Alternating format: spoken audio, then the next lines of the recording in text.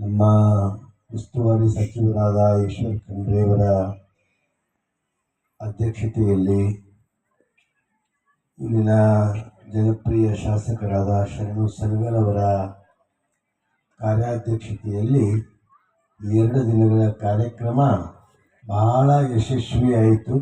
ನಿನ್ನೆ 9 ಗಂಟೆಯಿಂದ ಪ್ರಾರಂಭ ಆದಂಥದ್ದು ಇವತ್ತು ಸಾಯಂಕಾಲ 5 ಗಂಟೆಗೆ ನಿರಂತರವಾಗಿ ಕಾರ್ಯಕ್ರಮ ಯಶಸ್ವಿಯಾಯಿತು.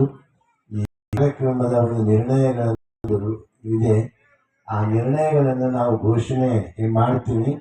ನೀವೆಲ್ಲ ಚಪ್ಪಾಳೆ ತಟ್ಟಿ ಅದಕ್ಕೆ ಒಮ್ಮತವನ್ನು ನಿರ್ಣಯವನ್ನು ಚಪ್ಪಾಳೆ ತಟ್ಟಿ ಮೂಲಕ ಸ್ವಾಗತಿಸಬೇಕಂತ ಕೇಳ್ಕೊಳ್ತಾ ಇದ್ದೀನಿ. ಬಸವಧರ್ಮ ಟ್ರಸ್ಟ್ ಓಂ ಬಸವಲಿಂಗಾಯ ನಮಃ. ವಿಶ್ವ ಬಸವಧರ್ಮ ಟ್ರಸ್ಟ್ ಅನುಭವ ಮಂಟಪ ಬಸವ ಕಲ್ಯಾಣ 46ನೇ ಶರಣ ಕಮ್ಮಟ ಅನುಭವ ಮಂಟಪ ಉತ್ಸವ 2025. ನಿರ್ಣಯಗಳು: ಕರ್ನಾಟಕದ ಸಾಂಸ್ಕೃತಿಕ ನಾಯಕ ವಿಶ್ವಗುರು ಬಸವಣ್ಣನವರ ಜಯಂತಿ ಭಾರತದಾದ್ಯಂತ ಕೇಂದ್ರ ಸರ್ಕಾರದಿಂದ ಆಚರಿಸುವಂತಾಗಬೇಕು.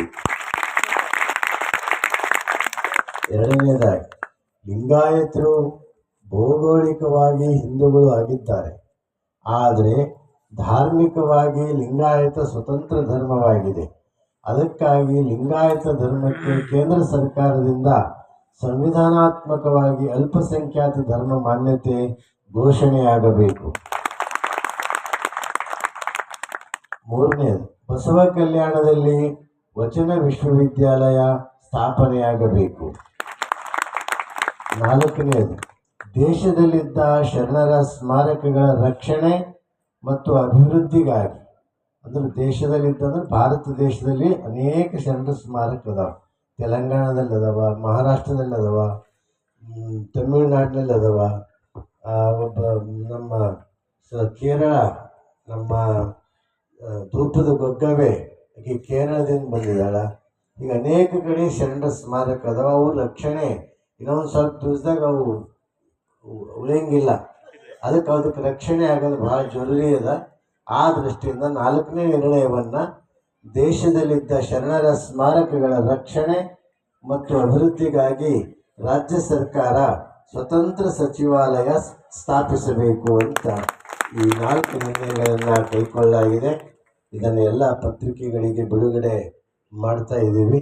ಅದನ್ನು ತಾವು ಮುಂದಿನ ನಾವೆಲ್ಲ ಪ್ರಯತ್ನ ಮಾಡಿ ಆ 4 ನಿರ್ಣಯಗಳನ್ನು ಯಶಸ್ವಿಯಾಗುವಂತೆ ಪ್ರಯತ್ನಿಸೋಣ ಅಂತ ಹೇಳಿ ಮತ್ತೊಮ್ಮೆ ಎಲ್ಲರಿಗೂ ಶರಣಾರ್ಥಿಗಳನ್ನು ಅರ್ಪಿಸಿ ನಾನು 4 ಮಾತುಗಳನ್ನು ಮುಕ್ತಾಯ ಮಾಡ್ತಾ ಇದ್ದೀನಿ.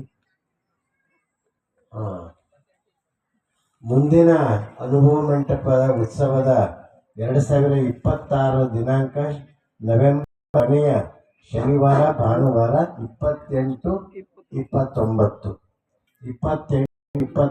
ನವೆಂಬರ್ ಮುಂದಿನ ವರ್ಷ 2026.